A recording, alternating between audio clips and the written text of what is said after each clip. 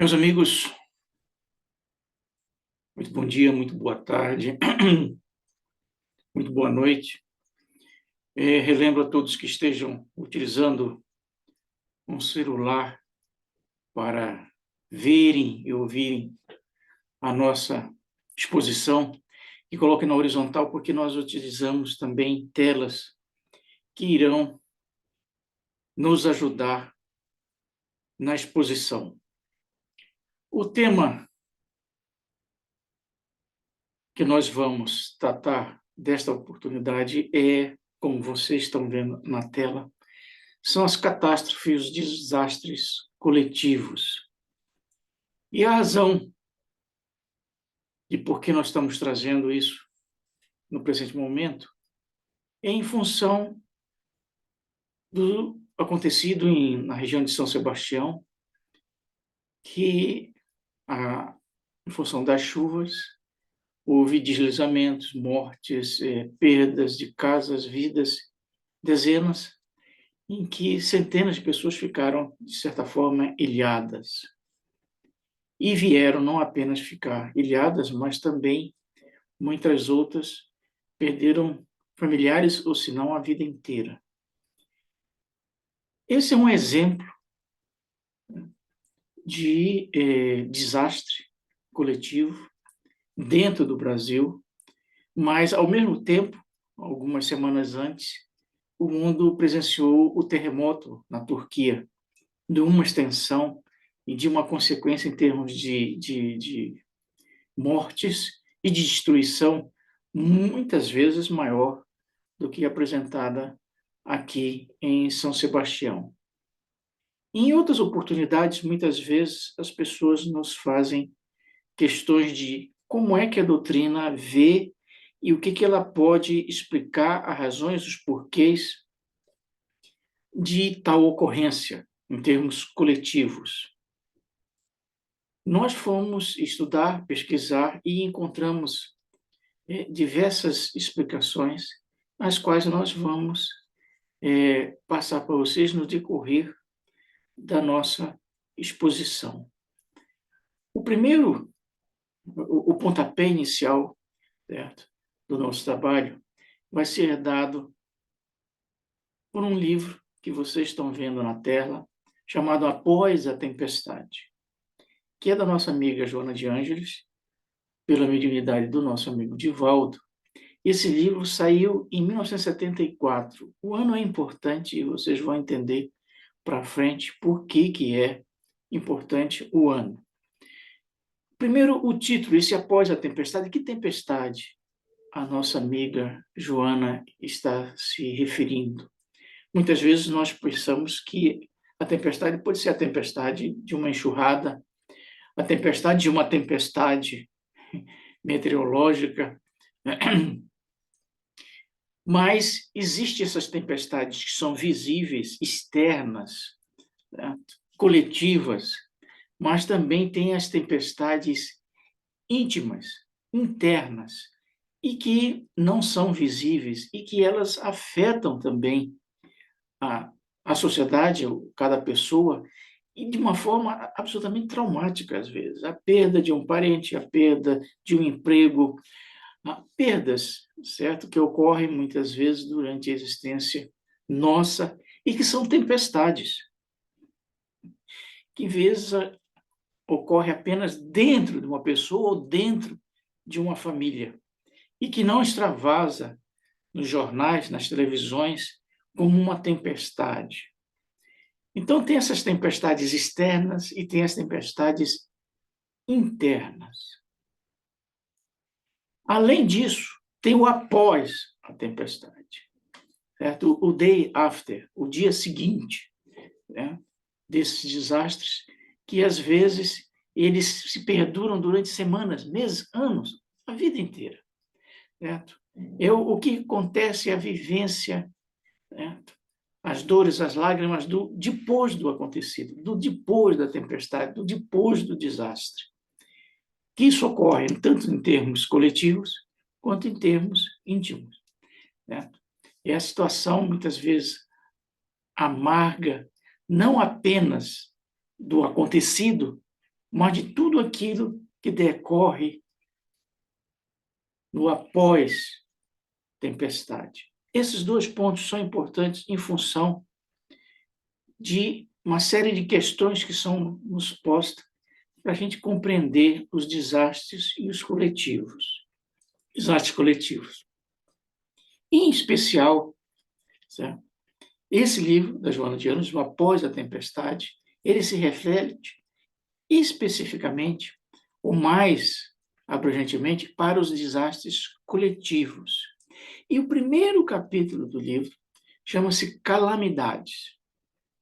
Novamente, podiam ser calamidades externas quanto calamidades internas.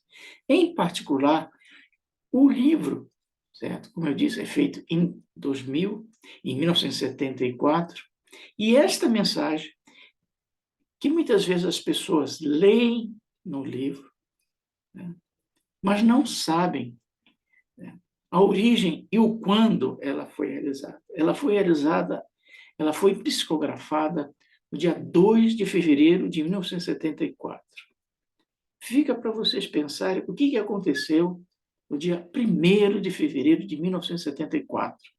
Um dia depois deste acontecido, a nossa amiga Joana de Ângeles, lá em Salvador, faz essa psicografia e que ela denomina de calamidades. Muito bem. Posto essa introdução, vamos para as inúmeras perguntas que muitas vezes nos são postas com relação aos flagelos. Primeiro, o propósito. A pergunta que está, os propósitos das leis espirituais. Normalmente, as pessoas não fazem a pergunta exatamente como está, mas sim qual é o propósito de Deus. Certo? Qual é a razão? O que estava por trás, certo? Dessas catástrofes, dessas calamidades. Segundo, é se essas calamidades têm alguma relação com o passado das pessoas. Certo? E se as famílias, e não apenas as pessoas que venham a desencarnar, elas têm também alguma relação. E por que, em função disso, uma decorrência, desencarnam crianças, jovens, velhos? Quer dizer, às vezes as pessoas imaginam por que crianças, ou muitas vezes recém-nascidos, vêm a desencarnar em tais desastres. Ou seja, é uma pergunta que envolve: tem relação ao passado com o que está acontecendo no presente? Essa é a segunda grande questão. A terceira é se a espiritualidade conhece de antecedência aquilo que vai acontecer. E, em função disso, estabelece suporte, apoio, ajuda para aqueles que passaram pela calamidade, pelo desastre. E quarto, se todos aqueles que desencarnam por essas calamidades desencarnam da mesma forma, como é que eles se encontram no pós-tempestade, no pós-calamidade? E, por último, é como os parentes podem lidar, né, com o desastre em si e o pós. Tá? Então, é por isso que nós destacamos a questão não apenas da calamidade, mas do após-tempestade, o que vem depois da tempestade. Vamos rapidamente varrer essas questões e vamos ver dentro da doutrina onde nós encontramos explicações que possam nos ajudar a melhor entender esse tipo de flagelo que é recorrente. Certo? Ou seja, aconteceu ontem, vai acontecer amanhã, certo? E em escalas, às vezes, as mais diversas. Né? Muito bem, a primeira questão é por quê? Será que os flagelos, as provas, os desastres são provas para o ser humano, para a sociedade? Essa é uma questão que foi colocada no Livro dos Espíritos há mais de 100 anos, e a razão é porque 150 anos atrás, quando o Livro dos Espíritos foi feito pelo nosso amigo Allan Kardec, A questão dos flagelos já existiam, e como disse, sempre existiram dentro da sociedade. Então, tem uma parte, certo, do Livro dos Espíritos explicitamente que trata da questão dos flagelos que ocorrem na sociedade. E foi feita uma pergunta para a espiritualidade, por quê? Será que esse tipo de situação corresponde a provas para a sociedade? A resposta é sim. E mais do que sim, ele dá 3 razões ou 3 situações pelas quais se vê que os flagelos ou as calamidades são provas. Provas em que sentido? Provas em 3 aspectos. E é o que está na tela de você. Ele diz, olha, primeiro, é uma forma de exercitar a inteligência. Segundo, demonstrar paciência e resignação. E terceiro, uma forma de manifestar os seus sentimentos de abnegação, desinteresse e amor próprio. O que ele está dizendo com isso?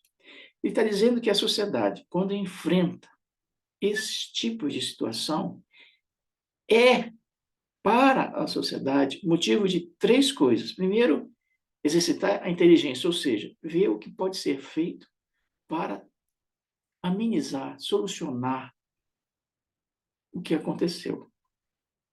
Segundo, é uma forma de, muitas vezes, de você demonstrar, certo, uma resignação perante algo que está completamente fora do seu controle, um terremoto, um maremoto, né?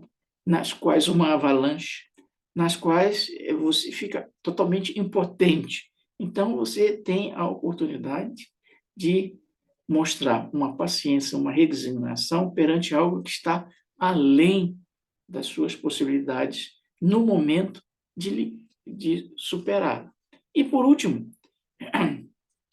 é uma oportunidade de você demonstrar, certo, uma ação de ajuda, de desinteresse, de atenção, de apoio por aquele que passou pela situação. É o que nós vemos em inúmeras situações, nos diversos flagelos que ocorrem no Brasil, já ocorreram, ou fora, certo? A sociedade procurando uma solução,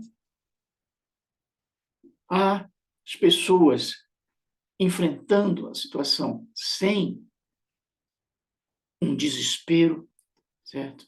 Sem se complicar ainda mais a situação. E, por último, a própria sociedade procurando meios dentro dela mesma de tentar amenizar a situação. É o que nós vimos na questão de São Sebastião, onde as pessoas se movimentavam para levar mantimentos, levar roupas, certo? Encontrar uma solução, abrir as estradas, que é a inteligência, né? Então, as calamidades, elas têm essas 3 grandes, digamos assim, linhas de oportunidades para a sociedade lidar com a situação. Mas a questão que é mais questionada é por quê? Qual é o objetivo além de ser uma prova moral? Será que tem alguma outra, algo mais além disso? O Kardec teve essa mesma dúvida. Vocês estão dizendo que é uma oportunidade de renovação. Mas será que é só isso? Ele fez a questão e a resposta é que provavelmente ele não esperava. Porque a resposta foi: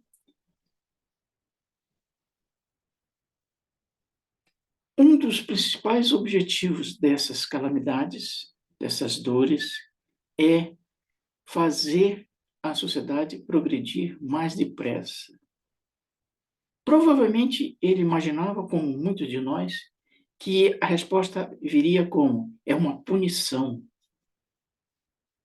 do Criador, é uma punição de Deus, perante, certo, os malefícios, certos desregramentos da sociedade. Como muitas vezes a gente entende, por exemplo, a erupção do Vesúvio, certo? Em Sodoma e Gomorra, na Itália, certo? Em que muitas vezes se coloca que foi uma punição perante os desregramentos da sociedade romana àquela época. A resposta é completamente reversa. Elas dizem que esses acontecimentos, sejam terremotos, maremotos, enxurradas, é um instrumento, na realidade, de renovação. É uma forma de acelerar uma transformação naquela região ou naquele meio em que aquilo ocorreu.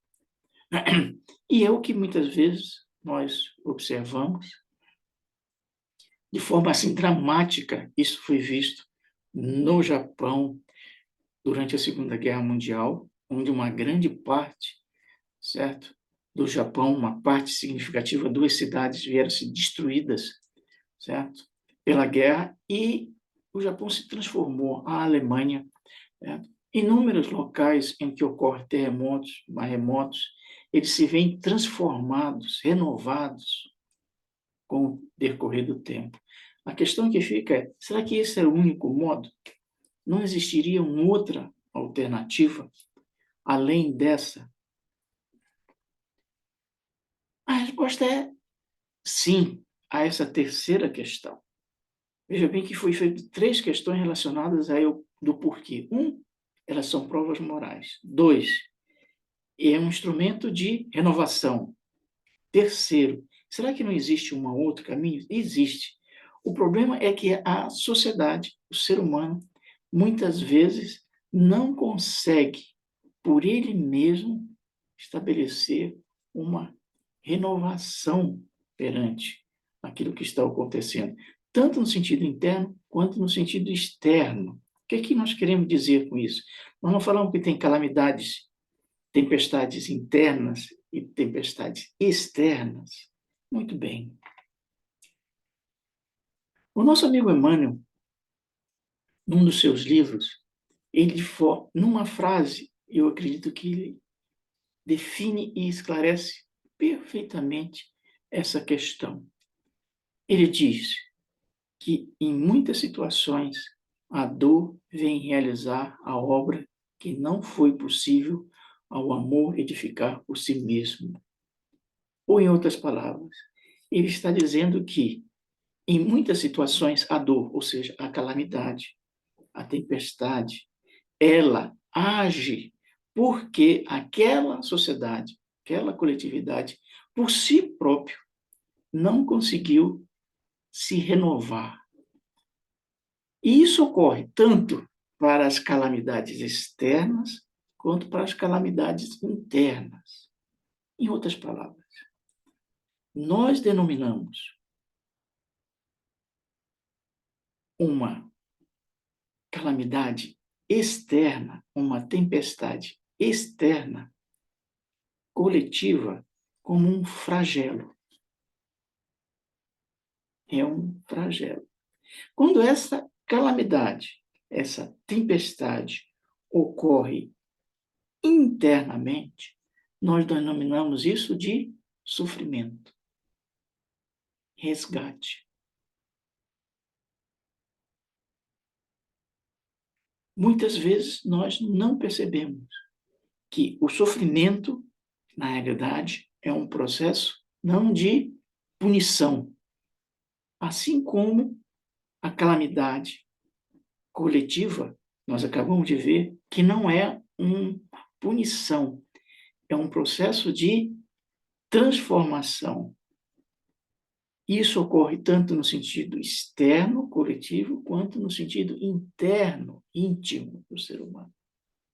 E isso ocorre porque tanto o indivíduo quanto o coletivo, na maioria das vezes, não consegue, por livre ação dele, estabelecer os meios de melhoria. É por isso que a nossa amiga Joana de Ângeles tem esta frase que está na parte de baixo da tela de vocês. Ela diz: ao que ao ser acontece, ou seja, a nós, é resultado do que ele fez de si mesmo e nunca do que Deus lhe faz.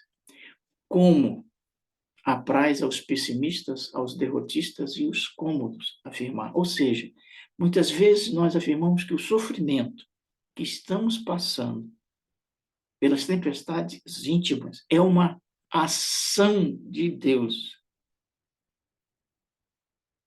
Pelo contrário, é uma ação nossa, reflexo do que nós fizemos hoje ou ontem. Mas é cômodo a gente transferir para algo superior, supremo. Não, eu estou sobre a ação de uma punição, de uma ação que está além das minhas possibilidades. Entenderam? Isso tanto ocorre no sentido individual quanto no sentido coletivo. E tanto numa situação quanto noutra, o objetivo é uma renovação, muitas vezes compulsória. Por quê? Porque a sociedade não conseguiu por si mesma ou a pessoa encontrar os caminhos para ela se melhorar ou a sociedade se melhorar sem a necessidade dessas calamidades. A questão seguinte é se existe ligação com o passado. E nós acabamos de falar, né, que muitas vezes essas calamidades, tempestades que ocorrem, tanto interna como externa, refletem, na realidade, uma ação ou uma desação ou uma não ação nossa, tanto no presente quanto no passado. E efetivamente é isso que ocorre, certo? Em que essas situações refletem, né, ações que ocorreram muitas vezes há séculos ou há milênios. Muitos poderão dizer, mas é isso que você está afirmando. Mas como demonstrar? Como enxergar que efetivamente é isso que está ocorrendo? Em 1971, portanto, antes desses flagelos, certo, que ocorreram no Brasil, que ficaram famosos, antes, que flagelos nós estamos falando? O incêndio no Andraus, o incêndio no Joelma e outras catástrofes que ocorreram no Brasil, ocorreram na década de 70 um pouco para frente, mas antes disso fizeram uma pergunta para o Chico, é por quê, certo? Ocorre esse tipo de situação. E ele responde o que está na tela de vocês. Ele diz, são provações que coletivamente adquirimos do ponto de vista de débitos kármicos. Às vezes empreendemos determinados movimentos destrutivos em desfavor de uma comunidade ou de indivíduos, e no tempo devido a gente se reúne e tenta equacionar o erro. A questão é por que ocorre isso? Na maioria das vezes, mesmo dentro da doutrina espírita, as pessoas veem a lei de causa e efeito, plantar e colher, como algo eminentemente pessoal, individual. E não é simplesmente assim. Lei de causa e efeito, ela tem um aspecto individual, tem um aspecto familiar e tem um aspecto coletivo. Ela tem dimensões distintas. Então, os resgates, elas são nesses três níveis. Por quê? Porque muitas vezes uma pessoa pode ser um ótimo pai de família, mas ser individualmente um carrasco, ou coletivamente dirigir uma sociedade como um fascínora. Ou seja, ele tem créditos a nível familiar, mas tem graves débitos a níveis coletivos. Então, muitas vezes, nós geramos débitos puramente individuais, o que é raro, porque normalmente a gente erra no mínimo a 2 a 3. Temos débitos feitos ao nível da nossa família e temos débitos que fazemos em conjunto com outras pessoas. Esses débitos em conjunto com outras pessoas é que geram os resgates coletivos. Da mesma forma como na nossa existência, nós muitas vezes reajustamos coisas eminentemente dentro da órbita da nossa família. E outras vezes, dentro da nossa família, nós resgatamos de forma individual. Um câncer, por exemplo, que é algo eminentemente individual, afeta no familiar, mas nem todos, porque eu fiquei com câncer, ficam com câncer também, ou têm o mesmo nível de resgate.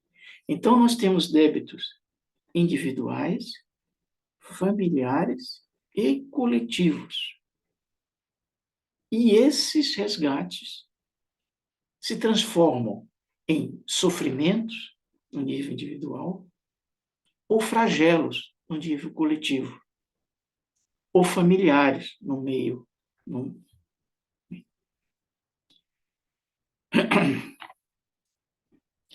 Poderíamos dar vários exemplos? Sim. Levaríamos muito tempo.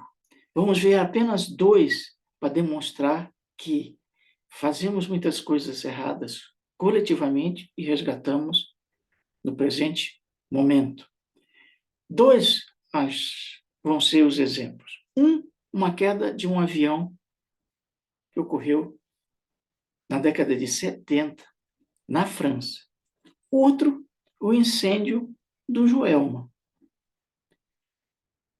Teríamos muitos mais exemplos. Vocês vão receber o trabalho completo, com todas as explicações, com todas as respostas, em detalhes, com exemplos, certo? Do que nós vamos falar daqui para frente, de forma rápida. Primeiro, o incêndio do Joelma, que ocorreu em 1º de fevereiro de 74. É importante a data, o dia, 1º de fevereiro de 74. Estão lembrados que eu perguntei o que aconteceu no dia 1º de fevereiro de 74? Por quê? Porque a mensagem da nossa amiga Joana Giantes, que está no livro Após a Tempestade, que tem o título de Calamidades, ela foi psicografada um dia depois do incêndio do Joelma. Ela é genérica, ela não cita textualmente o incêndio do Joelma, mas ela enquadra o incêndio do Joelma dentro das calamidades que ocorrem. Isso a nossa amiga Joana de Ângeles, porque o nosso amigo Chico Xavier, em fevereiro, 24 de fevereiro de 74, numa reunião pública, ele recebe uma psicografia que é uma poesia de um dos poetas e escritores paulistas mais famosos, que é o Ciro Gosta, em que ele não apenas descreve o acontecido em termos espirituais, como dá explicação. Ele diz: esta psicografia é uma homenagem aos companheiros desencarnados no incêndio ocorrido na capital de São Paulo, a 1º de fevereiro de 74, em resgate aos derradeiros resquícios de culpa que ainda traziam na própria alma remanescente de compromissos adquiridos em guerras das cruzadas.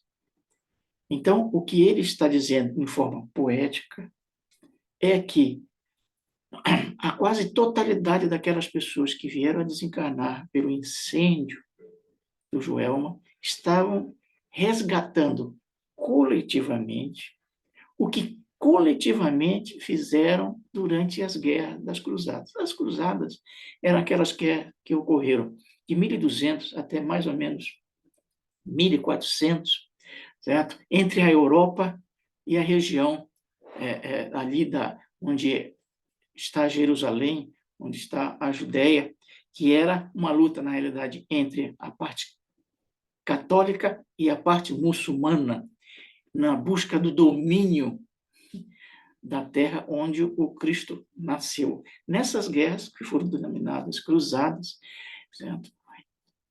Se envolvia muito a destruição do outro, a destruição via o fogo.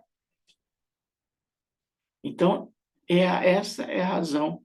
Ou seja, eles, no passado, utilizaram os incêndios para destruir cidades, hoje desencarnam na mesma ou numa situação semelhante. Isso em termos de Joelma. Então, veja bem, muitas vezes nós coletivamente atuamos de uma forma e coletivamente, passados quantos anos? 800 anos depois, é feita o ajuste com aquelas pessoas que estavam conosco na ação no passado. Isso ocorre em termos familiares também. Nós reunimos no presente, certo? As mesmas pessoas que no passado nós convivemos e muitas vezes convivemos de forma negativa. Então temos de no presente tentarmos renovar essa situação. Então é por isso que nós falamos que os resgates eles têm níveis. E isso ocorre também, por exemplo, no nível coletivo, no nível familiar e no nível de trabalho. O nível de trabalho, quer dizer, o local em que você trabalha, que exerce essas atividades, que muitas vezes é onde você fica mais tempo do que a própria família, você tem resgates nesse nível. Um mau chefe, um bom amigo, um bom colega de trabalho, um mau... Tem uma série de reajustes que são feitos a níveis coletivos, e não só gerados por guerras, mas gerados por convivência no passado, fora do seu núcleo familiar, mas que foram desequilibradas. O segundo exemplo é de um avião que caiu, volta, na França, mas na realidade vinha da Turquia e ia para a Inglaterra, e ele caiu em função de uma explosão que ocorreu na parte inferior do avião. Isso em 1974. O nosso amigo Chico também, né? E isso ocorreu um ano antes do Joel, ocorreu em 73. Através de uma outra poesia, ele nos diz: os séculos se vão marchando.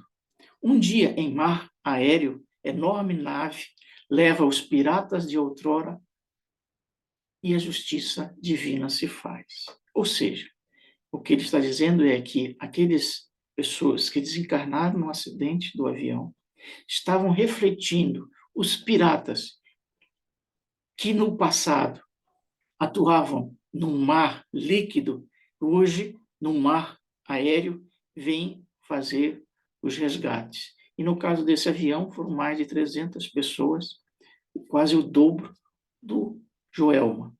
Então, sempre tem uma razão de por que aquela situação ocorreu. Nós é que não sabemos, não tomamos conhecimento, mas ela está refletindo a nível coletivo algo que coletivamente nós o fizemos. E por último, dentro dessa questão de passado, presente, as pessoas perguntam por que crianças, idosos, certo, vêm a desencarnar nessas calamidades. A primeira questão é que, espiritualmente, certo, não existe crianças nem idosos, certo? O espírito, digamos assim, tem uma idade eterna. Ele fisicamente, quando desencarna, está criança, ou fisicamente está numa terceira idade. Mas espiritualmente ele é eterno. Então, é uma questão apenas, digamos assim, de idade cronológica, e que muitas vezes reflete um passado. Que passado? Em 1960, em Niterói, teve, até hoje, o maior incêndio no Brasil. Foi um incêndio num circo chamado Circo Americano, na qual morreram mais de 500 pessoas, das quais mais de 70% eram crianças, porque era um circo, e a lona do circo pegou fogo em função de... Foi um incêndio criminoso. Colocaram ex-funcionários em vingança aos donos do circo, porque tinham sido despedidos, demitidos, eles colocaram fogo. As lonas, que deveriam ser imunes ao fogo, não o eram, pegou fogo e caiu em cima exatamente das crianças que eram um domingo e que estavam assistindo o espetáculo do circo. Foi, digamos, e continua sendo o maior incêndio que ocorreu no Brasil. Interessante observar historicamente que naquela época, certo? Um grupo de médicos se destacou no atendimento às pessoas que sobreviveram, o pós-tempestade, certo? E um desses médicos se tornou famoso.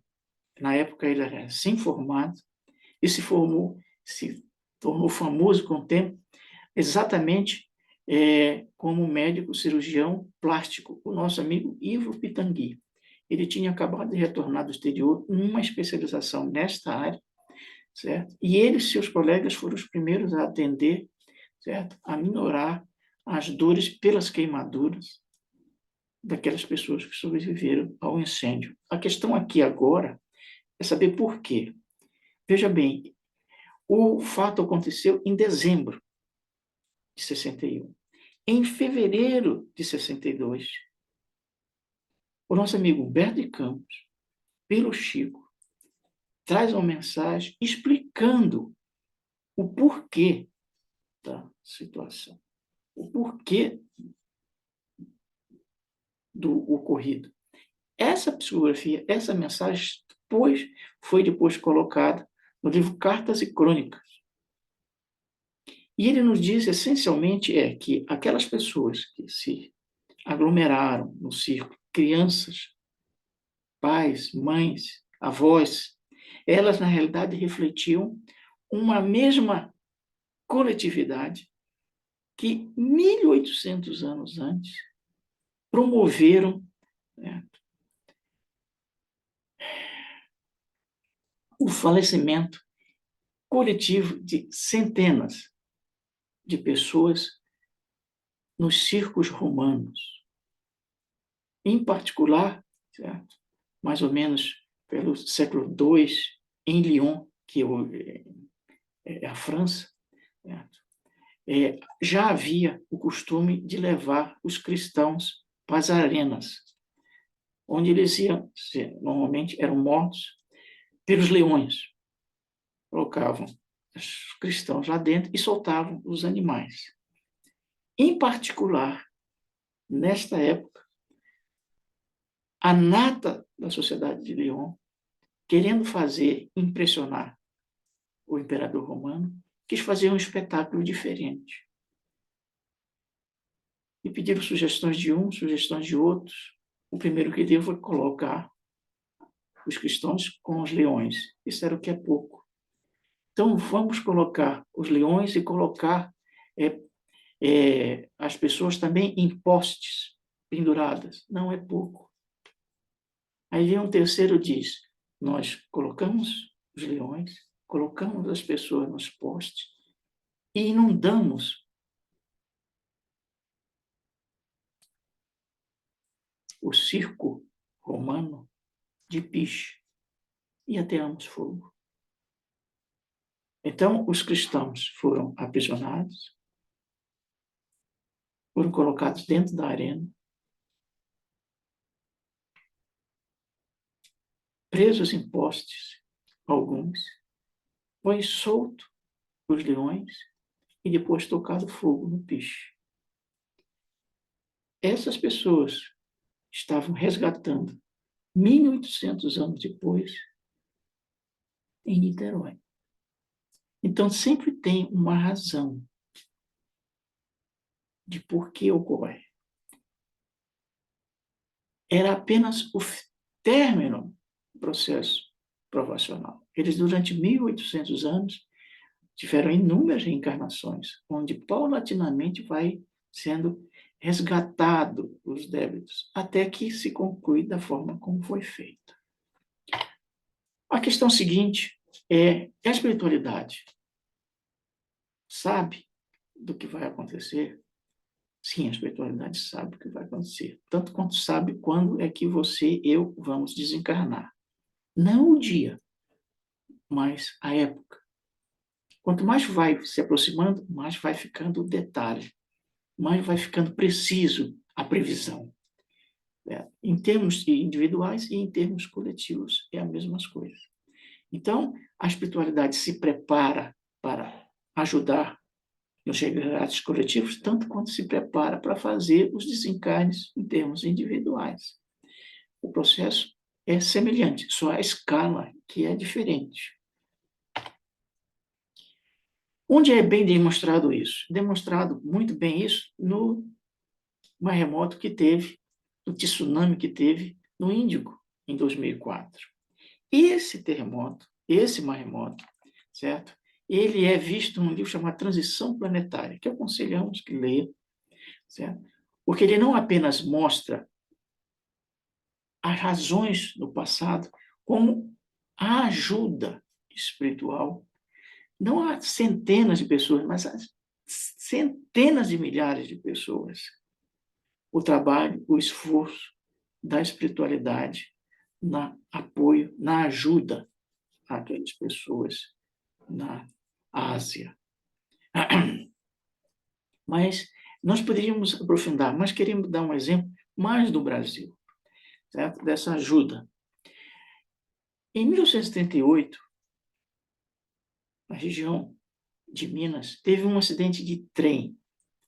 Um trem que vinha de Belo Horizonte e ia para o Rio de Janeiro, bateu de frente com um trem de carga que vinha no sentido contrário.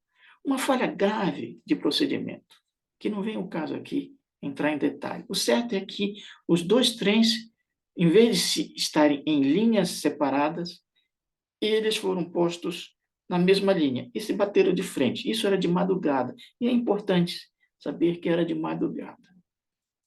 Muito bem. Nessa região, ocorreu, era em volta entre Belo Horizonte e Rio de Janeiro, mais ou menos no meio do caminho, existia várias cidades, certo? Onde o trem parava. Era um trem noturno. Certo? Saía de noite e chegava de dia no Rio de Janeiro. E nessas paradas entravam e saíam funcionários da estação. Funcionários da companhia ferroviária. Um desses funcionários, né, era espírita.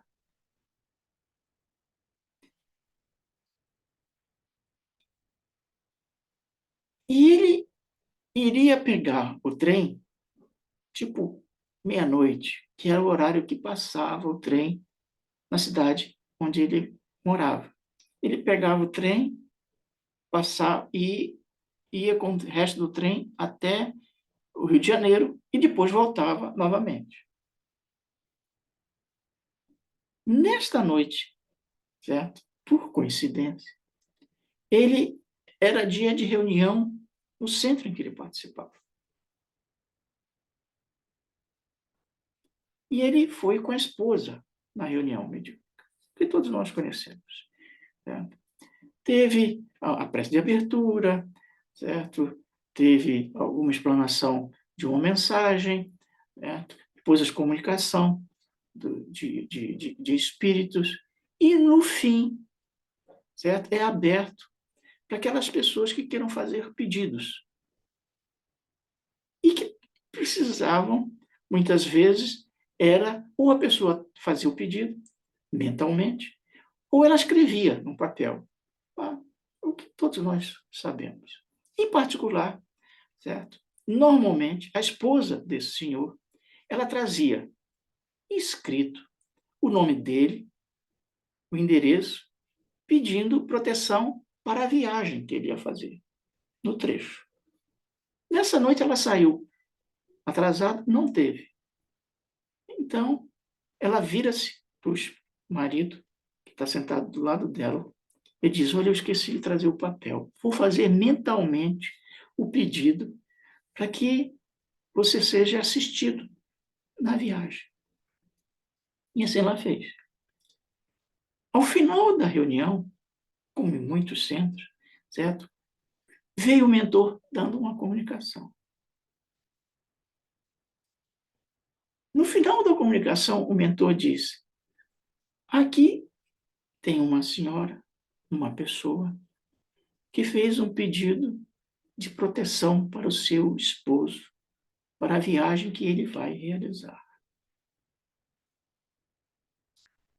Nós recomendamos que ele não faça a viagem. Ponto.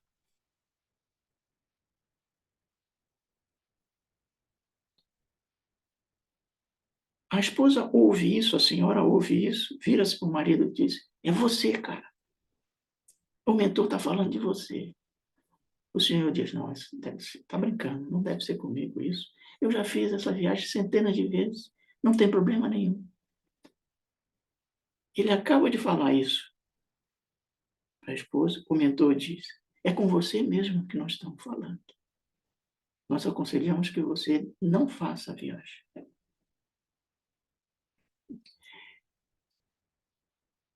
Mas não deu nenhum motivo, nenhuma razão. Nem podia. Né? O certo é que ele deixa de ir, não vai na viagem. No dia seguinte, ele é acordado pelo filho, certo? Dizendo: pai, venha ver o que aconteceu. As pessoas estão indo para os trilhos. Teve um desastre no trilho.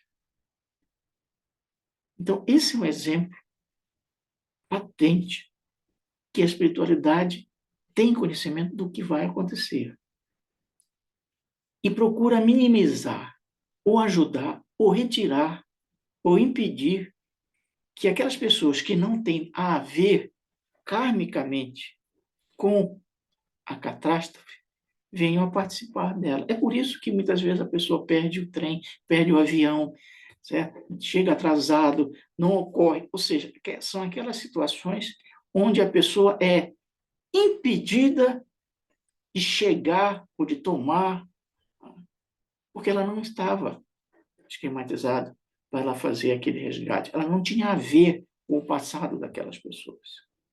A gente poderia perguntar, mas isso ocorre só com os espíritas? Não. Nesse mesmo trem, onde o acidente foi noturno, de madrugada, certo? Um senhor estava num dos vagões, uma das primeiras fileiras de um vagão, e na traseira do vagão tinha um lavatório. Era de noite, madrugada, ele acorda e sente vontade de ir no banheiro. Ele se levanta de onde estava sentado, uma das primeiras fileiras do vagão, vai até o banheiro.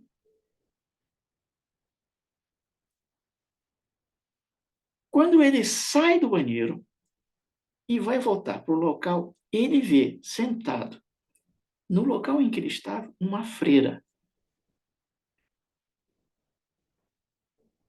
Aí ele pensa: uma freira? Aí ele fica envergonhado de pedir para a freira sair do local, do banco dele. Ele retorna para o final do vagão. Ele quase que não chega ao final do vagão, ocorre o acidente, em que destrói grande parte da parte de frente do vagão. Ele sobrevive. E quando estão aquelas pessoas tentando ajudar, certo, os sobreviventes, tudo, Ele começa a perguntar: onde que está a freira? Onde que está a freira? E as pessoas começam a procurar uma freira. 1 hora, 2 horas, 3 horas, 4 horas, 5 horas, 6 horas de pesquisa. Vão na lista de presentes na coisa e não encontram uma feira. Não existia feira. Isso está relatado nos jornais que vocês estão vendo na tela. Não é um relato espírita. Ou seja, a feira não existia. A feira foi um instrumento de fazer com que a pessoa não fosse para o local e não viesse a desencarnar.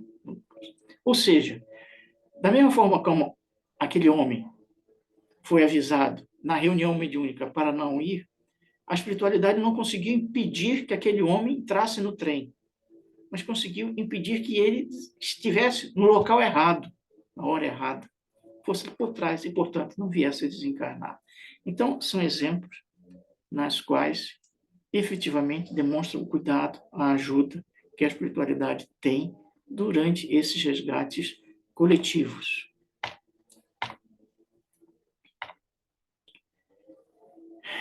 Todos desencarnam da mesma forma? Não, nem todos desencarnam da mesma forma. No pós-calamidade, no pós-desencarne coletivo, é a mesma forma como cada um de nós vai desencarnar de forma diferente, individualmente falando, coletivamente é a mesma coisa. Quem nos demonstra isso é o nosso amigo André Luiz, no livro Ação e Reação, em que ele retrata a assistência feita pela espiritualidade num acidente de avião ocorrido na Austrália, em 1938, certo? Em que ele diz: o socorro é distribuído a todos do avião. Entretanto, se o desastre é o mesmo para todos que tombaram, a morte é diferente para cada um. No momento serão retirados da carne tão somente aqueles cuja vida interior lhes outorga a imediata liberação. Quanto aos outros, cuja situação presente não lhes favorece o afastamento, permanecerão ligados por mais tempo aos despojos que lhes dizem respeito. Ou seja, a assistência nesses desastres coletivos ela é feita a todos, mas nem todos conseguem se afastar do local do acontecido. Vai depender de como viveram, dos méritos de cada um. Como lidar? De muitas formas. Espiritualmente, muitas vezes, se a pessoa permanece e está presente em centros espíritas, as pessoas que desencarnaram podem ser levadas para a assistência espiritual. Ela pode fazer a caridade, que é a ajuda de mantimentos, roupas, a prece, o discernimento no sentido de compreender o que nós acabamos de falar. Isso de forma curta, imediata. E no longo prazo, certo? Se preparar espiritualmente e positivamente para enfrentar não apenas as calamidades externas, mas as calamidades internas, as tempestades externas quanto as tempestades internas, porque tanto uma quanto o outro acontecem.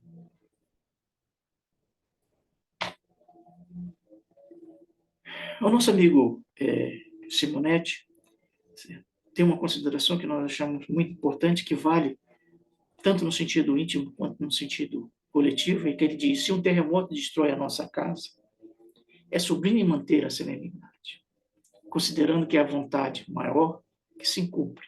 Todavia, cruzar os braços e esperar que do solo brote nova residência é escolher o pior processo de reconstrução.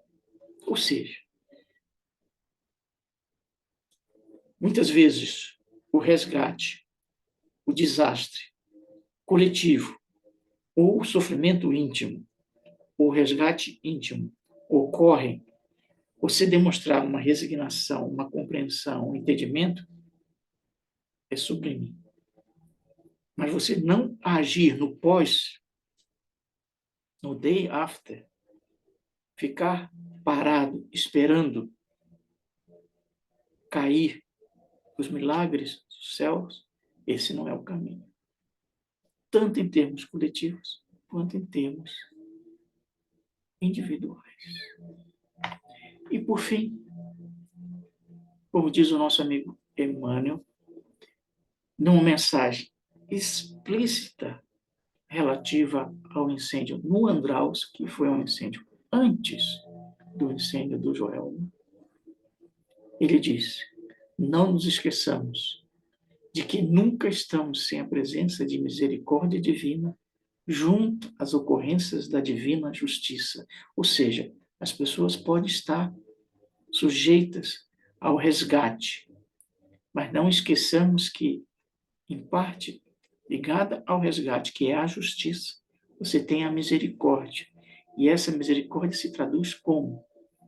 O sofrimento é invariavelmente reduzido ao mínimo, tanto no sentido coletivo, quanto no sentido individual. O nosso sofrimento, dos nossos resgates e tempestades íntimas, quanto o coletivo nos flagelos, eles são reduzidos invariavelmente. Observem a palavra invariavelmente, significa sempre, ao mínimo.